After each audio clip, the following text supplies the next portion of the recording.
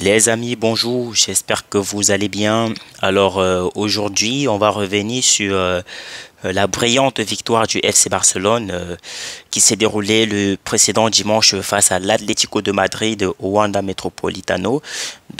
Avant de commencer, n'hésitez pas de vous abonner, vous liker, vous partager. Vous nous dites ce que vous pensez en commentaire, ça fait plaisir. Et n'hésitez pas les amis de vous abonner sur l'ensemble de nos réseaux. Instagram, Yves le Catalan, Facebook, Yves le Catalan, YouTube, Yves le Catalan et X, Yves le Catalan. Là, on pourra discuter des termes et de tout ce qui concerne l'actualité foot, ce que vous voulez. Bon, enfin, je suis ouvert à toutes les questions. Voilà. Donc, hier, j'ai fait une vidéo.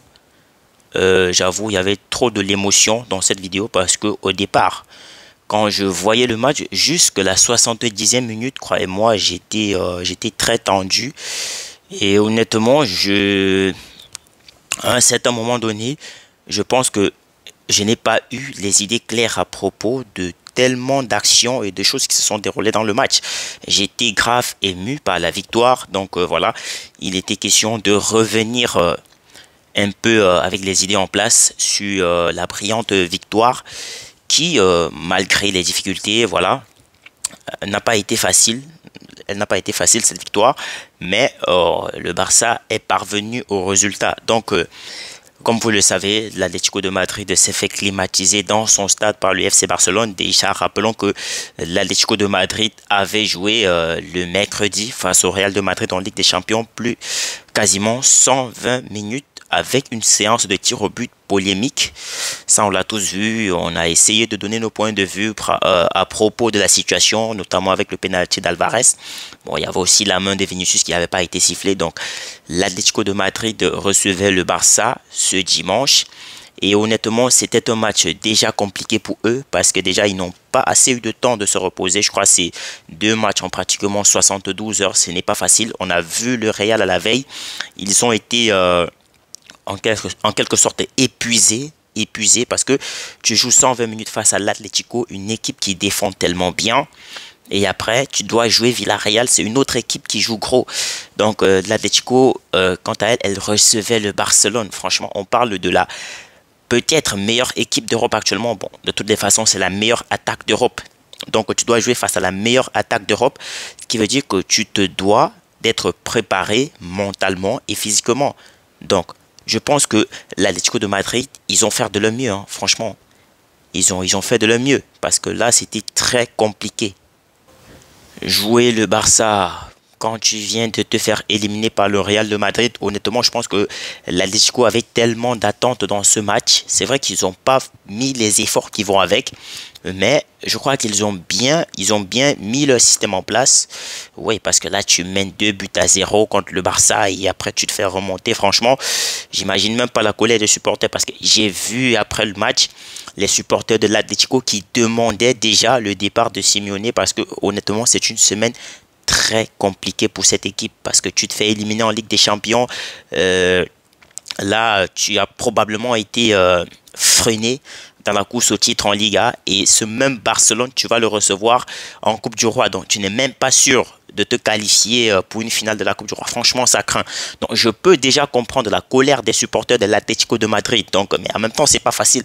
Vous jouez et le Barça et le Real. Franchement, il n'y a pas de quoi à se faire du mal parce que là, c'est des grosses équipes c'est des plus grosses équipes d'Europe.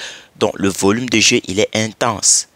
Donc, revenons sur le match du Barça. Je pense que le Barça, comme je l'ai dit hier, a fait un très mauvais début de match. C'est vrai que au précédent match face à l'Atlético, à la 10e minute, on s'était déjà mangé 2 buts. Donc déjà hier, c'était un exploit pour moi. Que, bien évidemment, le Barça n'ait pas concédé de but dans les premières minutes du match. Mais de même, le Barça a réussi à encaisser avant la mi-temps. Un but, voilà, je dirais, qui fait très mal de Julián Alvarez sur un positionnement franchement à craindre de l'équipe. Parce que déjà, le but d'Alvarez, comme on l'a dit, il vient après quoi? Il vient après mauvais déplacement de Jules Koundé. Donc, je vais revenir sur chaque joueur peut-être mais ça va être progressivement et on va pas tarder là-dessus parce qu'honnêtement, je trouve qu'il y a plus trop grande chose à dire parce qu'on a déjà un peu abordé un peu de tout à la veille. Donc, je commence par la charnière défensive. Koundé, hier, il n'a pas fait un très grand match. Déjà, premier fautif, moi je pense que Koundé est l'un des fautifs sur le but d'Alvarez. Parce que déjà, il rate son duel contre, je sais pas c'était qui, mais je sais que c'est Griezmann qui fait la passe. Donc Griezmann, il a fait une très belle passe pour l'office à Simeone. Là, je sais même pas comment il s'appelle, hein, le fils de Simeone. Je sais pas comment il s'appelle, c'est Giano, je sais pas. Donc, Griezmann récupère la balle. Il fait une très belle passe à Giano. Giano, lui, voilà, il, il décide pas de tirer premièrement. Dans sa première intention, c'est de faire la passe à Alvarez. Très bien joué. Il a trompé en même temps et les défenseurs et le gardien. Parce que tu as Szczęsny qui avait essayé de faire une sortie. Et là, je pense qu'il a manqué sa sortie. Bon, enfin, de toutes les façons, ils ont été intelligents. Ça a été très bien joué de la part de l'Atlético de Madrid. Ils ouvrent le score avant d'aller au vestiaire. Et là aussi, la charnière défensive, Cubarsí, Martinez, euh, comme d'habitude, depuis le début de saison, c'est une charnière défensive qui s'entend bien. Ils se comprennent facilement au niveau de l'alignement, au niveau des interceptions. Mais hier, j'ai senti quelques difficultés parce que déjà, l'Atlético de Madrid, j'ai eu l'impression qu'ils avaient la facilité à contourner la défense du Barça parce que soit c'était Martinez qui annulait le hors-jeu, soit c'était Cubarsí qui annulait le hors-jeu. Et moi, je me posais tellement de questions. Donc, comme je l'ai dit, je pensais que peut-être Araujo, il aurait peut-être été titulaire. Ça aurait fait du bien. Ça aurait fait du bien. Mais il a fait son entrée après. Donc, Martinez et Cubarsí, c'est la charnière centrale du Barça. Mais hier, ils avaient tellement de difficultés. Mais par contre, offensivement, je trouve que Martinez, il fait pas un si mauvais match que ça. Parce que je crois que Martinez, il doit finir sur une grosse note aussi dans ce match. Parce que là, c'est lui qui fait la passe décisive à Lewandowski pour le but du 2-1. Très belle passe. Donc déjà, il n'avait pas tellement d'options devant lui. Donc il avait pas qu'il n'avait pas tellement. Il y avait Baldé qui était tout près. Et je crois peut-être Pedri qui était aussi dans les environs. Mais lui, il a préféré faire le centre direct pour Lewandowski qui était, je dirais, pas très bien positionné à la base. Parce que là, il est entre deux défenseurs de l'Atlético de Madrid. Mais le mec, il réussit à se retourner et à faire but. Donc Lewandowski, on va arriver sur son cas après. Donc revenons sur Martinez. Il a fait un très bon match hier, mais malheureusement, Martinez, il va pas, la trêve internationale, il va pas malheureusement participer avec la sélection espagnole parce qu'il a des douleurs, il a été blessé, si je dis pas de bêtises. On a reçu l'info ce matin. Donc Martinez ne partira pas avec la sélection espagnole. Je crois que c'était sa première convocation. Donc il va manquer cette participation. Grosse force à lui et en espérant qu'il revienne très fort. Parce qu'on a des matchs très importants. Donc, je pense qu'on pourra compter sur un Martinez jusqu'à la fin de cette saison parce qu'il fait tellement du bien à cette défense, surtout à ce système instauré par Flick. Et Cubarsí, quant à lui, bon, il a fait un match moyen. C'est vrai qu'il a eu, voilà, quelques difficultés, mais après, il a montré que ça reste l'un des très grands défenseurs cette saison, Cubarsí. Donc, Cubarsí, lui, par contre, il n'a pas de problème. Donc, il va participer avec à la trêve internationale avec la sélection espagnole. Ça, c'est une très bonne chose pour lui. Mais j'espère qu'il ne va pas revenir blessé parce que déjà, la trêve internationale, ça a été très difficile pour le club ces dernières années parce qu'à chaque fois que les joueurs du Barça, ils allaient en trêve, ils revenaient presque tous blessés. Et ça, c'était pas bon pour l'équipe parce que là, on a des gros matchs qui arrivent. Donc, j'espérerais surtout que chaque joueur revienne en forme, quoi. Donc, pour éviter, voilà, qu'on perde des points ou qu'on soit éliminé de telle ou telle compétition parce que nos joueurs titulaires ne sont pas là, dû à des pépins et tout. Donc, franchement, vivement que cette trêve, elle soit pas si mauvaise comme les autres. Donc, Baldé, franchement, c'est lui qui m'a beaucoup déçu dans la charnière centrale hier parce que là, Baldé, il fait un match à oublier, je dirais. Parce que son match hier, franchement, c'est pas passé au bord de la catastrophe. Déjà, il prend un carton stupide, je dirais. T'as le fils de Guillermo, je crois, qui fait un petit pont sur Baldé et il réussit. Hein. Il réussit et Baldé, il commet une faute stupide. Parce que moi, j'ai considéré cette faute-là comme stupide. Donc, c'était un carton qui pouvait être évité. Et déjà, il défendait tellement bizarre. Sa défense, elle n'était pas bonne. Pas du tout. offensivement, ça proposait presque rien. Donc je pense que c'était un match très difficile pour Baldé. Mais je suis persuadé que c'est un très grand joueur, c'est un très bon latéral. Il y a des matchs où il montre des choses vraiment attirantes. Il montre que voilà, il peut faire partie des meilleurs à son poste. On l'a vu à plusieurs reprises. Mais franchement, je pense que le match hier, il s'est pas géré, franchement, il n'a pas pris des choses en main et c'est la raison pour laquelle je pense qu'il a même été remplacé au détriment de Gérard Martin qui lui a fait une très belle entrée par contre. Je pense que Martin, il a été choisi par Flick pour faire cette entrée parce que généralement, Martin, on sait que c'est un gars qui défend bien. Il défend très bien, peut-être offensivement. Il n'a pas la capacité, l'aptitude de Baldé à faire des centres. Il n'a pas cette rapidité que possède Baldé, mais défensivement, c'est un très bon latéral. Il défend bien. Donc, Martin, je pense que c'est une bonne doublure, mais il y a encore des choses à améliorer. Donc, revenons au milieu de terrain. Casado, il était titulaire à la place de Koundé parce que Koundé, il a eu des soucis de santé notamment. Donc, c'est la raison pour laquelle il a manqué ce match. Mais je pense qu'un Koundé titulaire, ça aurait été bien pour le Barça dans ce match. Donc, Casado, hier, il a fait un match. Le match, il était assez difficile pour lui. Il a fait des récupérations intéressantes. Voilà, les passes et tout, franchement, c'est le même scénario tous les week-ends. Mais je pense qu'il a souvent été en retard dans les duels et tout. Il a souvent hésité à faire des choix. Donc, c'était un match aussi difficile pour lui. Je crois qu'il a même fini blessé.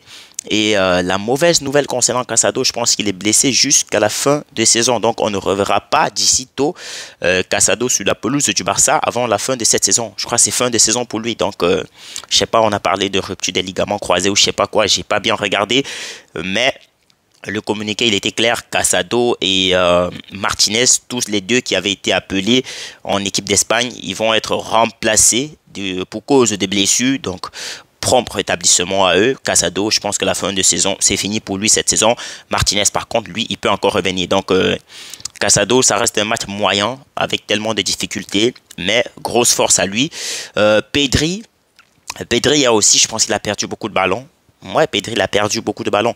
Et à un certain moment donné, j'ai senti une hésitation avec Pedri, Rafinha, Koundé. Parce que tu avais des longs ballons qui arrivaient, des longues passes qui arrivaient. Et tu as Pedri qui fait la feinte de vouloir récupérer la balle. Il lâche. Koundé, lui aussi, il lâche. Et c'est même arrivé à Yamal aussi de lâcher des ballons pareils. Et je pense que ça arrivait parce que en même temps on était sous pression en quelque sorte, donc ça arrive, hein, ça arrive, c'est des erreurs, le foot c'est comme ça, donc voilà. Mais dans l'ensemble, Pedri, ça reste un joueur magnifique, extraordinaire, c'est un magicien et tout, il défend bien, il attaque bien, il organise bien, donc ça reste l'un des maillons forts de cette équipe de Barcelone, vivement qu'il ne se blesse pas jusqu'à la fin de saison. Si un Pedri en forme, ça fait tellement du bien à cette équipe, tellement du bien. Le jeu, il est tellement fluide, le milieu de terrain, c'est trop facile pour lui, donc voilà. Dani Olmo, par contre, hier, il a eu quelques bonnes actions, mais franchement, le match dans l'ensemble, Dani Olmo, je crois qu'à un moment, il était presque perdu. Mais sinon, il a fait une très bonne première période, il a été présent et tout. Donc, Yamal, par contre, je crois que c'était lui l'homme du match. On a reproché à Yamal d'avoir raté tellement d'occasions. Moi aussi, j'ai peut-être reproché à Yamal d'avoir raté tellement d'occasions parce que je joue l'Atlético de Madrid. C'est pas une équipe qui vient te faciliter la tâche. Donc, honnêtement, chaque occasion doit être profitée. Voilà.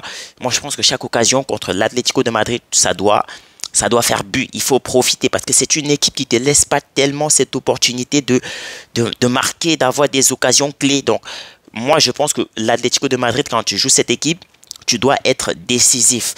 Donc, en gros, Yamal, il est buteur. Franchement, il a mis un but en quelque sorte libérateur.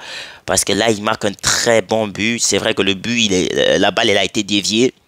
Elle a carrément changé de trajectoire. Mais on s'en fout. Le but, il est au nom de Yamal. Et c'est la victoire qu'on attendait. C'est la victoire que nous, on voulait. Et je pense qu'on l'a eu. Donc, il y a de quoi être fier. Mais Yamal, je pense qu'offensivement, il doit encore améliorer la qualité de tir. Parce que franchement, il y a une occasion qu'il a manqué en début de rencontre. Franchement, je me suis dit, si on perd ce match, franchement, Yamal, il va s'en vouloir d'avoir manqué ça. Parce que là, tu as une très belle passe de Dani Olmo. Le mec, je pense qu'il a trop ouvert son pied. Donc là, il n'a même pas regardé. Hein, parce que s'il regarde, là, ça fait but. là, il ouvre le score. Mais bon, ça n'a pas été le cas. Mais à part ça, je pense que Yamal, il a fait un très bon match dans l'ensemble. Les dribbles et tout. Franchement, c'était... Lino, il va... Je pense que le Barça, ils ont dit qu'ils devaient avoir un planning spécial pour l'alimentation de Yamal pendant le Ramadan. Mais je pense qu'on n'a pas besoin. On n'a pas besoin. Le gars, il n'a pas besoin parce qu'il bouffe les adversaires presque tous les week-ends. Donc, je ne sais pas pourquoi le Barça veut s'acharner, a dit qu'ils vont faire voilà un plan voilà pour Yamal pendant le Ramadan. Il n'a pas besoin de ça. Il n'a pas besoin de ça, le petit. Il est en confiance et tout. Et lui-même, il a dit après le match, et je sais que les gens, ils attendent beaucoup de moi. Et je sais que les gens, ils disent que je ne marque pas beaucoup. Mais je sais que les buts viendront et ils viendront dans les moments opportuns, dans les grands matchs. Et ça a été le cas hier. Parce que hier, c'était un but hyper décisif. L'Atlético de Madrid, je pense qu'il ne s'attendait pas à ça. Il ne s'attendait surtout pas à ça. Donc, Yamal, merci. Merci, honnêtement, parce que là, ça nous a tellement fait du bien. Rafinha, passeur décisif. Mais ça reste une première période assez difficile. On l'a pas tellement trouvé, Rafinha. Mais il reste quand même un joueur important. Il va aller en sélection avec le Brésil. Et je pense que le calendrier au retour, ça va être compliqué. Hein, parce que là, je vois les matchs. J'ai l'impression que, d'après ce qui se dit, les rumeurs, parce que là, c'est pas encore confirmé, le Barça va affronter Osasuna le match en retard le 27 mars. D'autres disent que c'est faux parce que le 28 mars, bien évidemment, Osasuna va jouer le Rayo. Donc, je pense que c'est peut-être faux. Donc, sauf s'ils vont trouver un autre calendrier. Parce que là, si c'est le cas, franchement, ce que la programmation, elle craint. Parce que là, tu as Rafinha, Araujo, ils vont jouer le 25, le 26, je pense, et le 27. Ça veut dire qu'ils devraient manquer le match face à Osasuna si c'est vraiment confirmé. Et le 30, on va devoir affronter encore Girona. Non, le calendrier, il est tellement chargé. Donc, je pense que le match face à Osasuna, pardon, il ne doit pas se jouer ce jour-là. Donc, Lewandowski, monsieur Lewandowski. Ah, compliqué. Un attaquant de 36 ans. Franchement, et ce qui m'énerve encore, c'est que le Barça lui a renouvelé son contrat. On lui a donné une année supplémentaire au FC Barcelone. Je ne sais pas le pourquoi.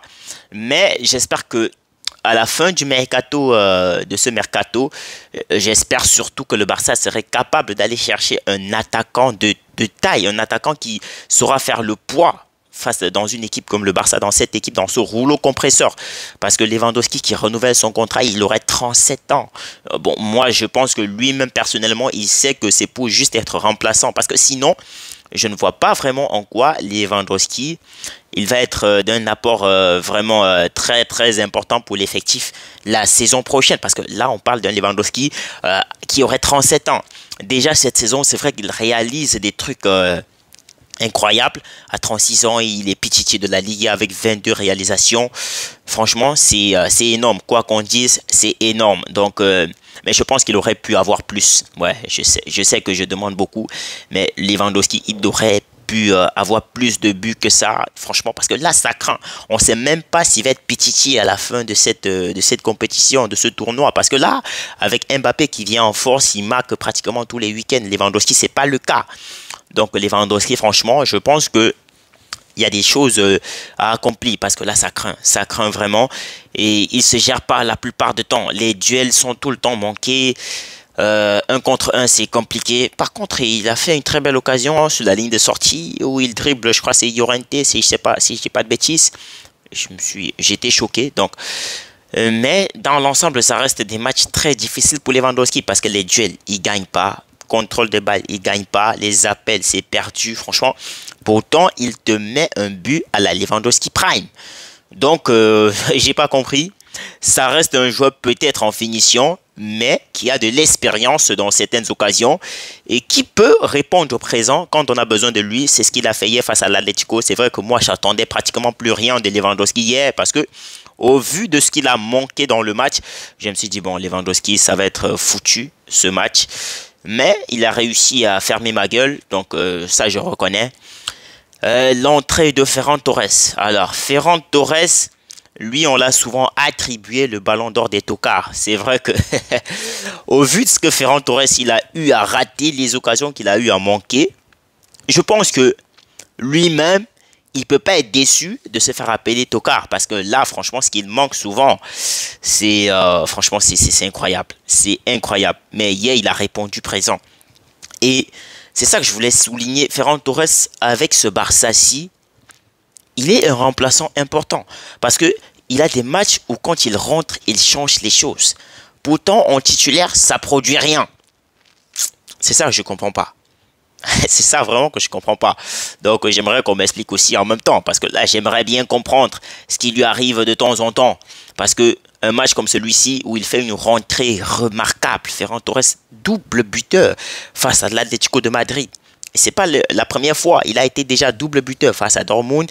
Il a plaqué un triplé contre Valence. Donc moi je dis, Ferran Torres, il fait des rentrées souvent importantes. Parce que là, franchement, comme hier, il a fait une très belle entrée, Ferran Torres. Et moi, j'ai été ravi pour lui. Parce que là, on avait vraiment besoin de cette victoire. On avait besoin de ces 3 points qui nous ont, voilà, permis de reprendre la première place. Et j'espère qu'avec le match en retard, on saura creuser l'écart face au Real de Madrid. Parce que là, franchement, ça craint. Donc, très bon match du Barça. Mais je pense que... dit que le Barça a fait un très bon match. Je dirais que le Barça a fait une très bonne vingtaine de minutes. Parce que les 20 dernières minutes, franchement, c'était les meilleurs moments du Barça hier soir face à l'Atlético de Madrid. Parce que tu es mené 2-0 à la 70e minute. Lewandowski qui égalise à la 71e. Et après, le reste, voilà, ça appartient à l'histoire. Yamal, buteur. Ferran Torres, buteur. Ferran Torres, buteur. Franchement, ça faisait du bien. Ça faisait du bien. Donc, j'ai fini ce match très ravi. C'est vrai qu'au départ, j'étais très vénère. Mais j'ai été convaincu de cette performance du Barça. Et j'espère qu'à l'avenir, il n'y aura aucune équipe qui pourra nous faire trembler en Liga. Si ce ne serait le Real de Madrid. Mais bon, ça, je ne sais pas. Je ne pense pas. Et je n'espère pas. Donc, le Real de Madrid cette saison face à nous, c'est compliqué. C'est très compliqué. Donc, c'est vrai qu'à un moment, des gens ont évoqué des actions qui n'ont pas été sifflées par les arbitres. Comme quoi, il y aurait eu un penalty dans la surface et les gars arrêtés à un moment donné. Donc, le football, c'est un sport de contact. On ne va pas se permettre à la moindre occasion de crier penalty et tout ce qui va avec. Non, lâchez ça, s'il vous plaît. Lâchez ça. Parce que si c'est dans cette optique que vous voulez que les choses soient vues, ça va être que désormais un joueur dans la surface, au moins de contact, il va se coucher, il va demander le penalty. Et au final, ça va devenir quoi le foot? Donc, il n'y a jamais un penalty sur cette action de l'Atlético de Madrid, ça je pense pas. Et la main qui n'a pas été sifflée, bon, je pense que d'après les explications, ce serait que l'arbitre il a laissé l'avantage, vu que le Barça avait encore la possession. Mais là, honnêtement, j'ai pas grand chose à dire. Vraiment pas grand chose à dire. Donc, le Barça s'est bien géré. Avec cette trêve internationale, on n'aurait pas de match du Barça jusqu'au 28.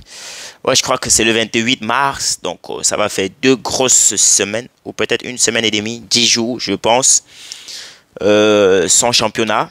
Ça va être compliqué, mais on va rester accroché à l'actualité. Voilà, on va essayer de la transformer de quelque façon que ce soit l'actualité qu'on reçoit, que ce soit en short ou en longue vidéo. Donc, on va essayer de ne pas rester calme en tout cas. Donc, il faut bouger les choses, quoi, vous voyez. Donc, les amis, d'ici là, portez-vous bien, prenez soin de vous. Je crois que le prochain match, s'il s'avère que le match reporté soit confirmé, bon, le prochain match ça va être contre le Rayo, contre Osasuna, pardon. Au cas contraire, je pense que le prochain match ça serait contre Girona. Bon, Girona cette saison c'est pas le Girona qu'on a connu la saison passée qui nous a massacré à toutes les rencontres. Donc je pense que ça va être un match pas difficile pour le Barça. Déjà qu'en même temps il va falloir préparer la demi-finale contre le quart de finale pardon contre Dortmund. Donc prenez soin de vous les amis et on se dit à très bientôt pour une nouvelle vidéo. N'hésitez pas de vous abonner, vous liker, vous partager. Vous connaissez comment ça marche les amis. À très vite.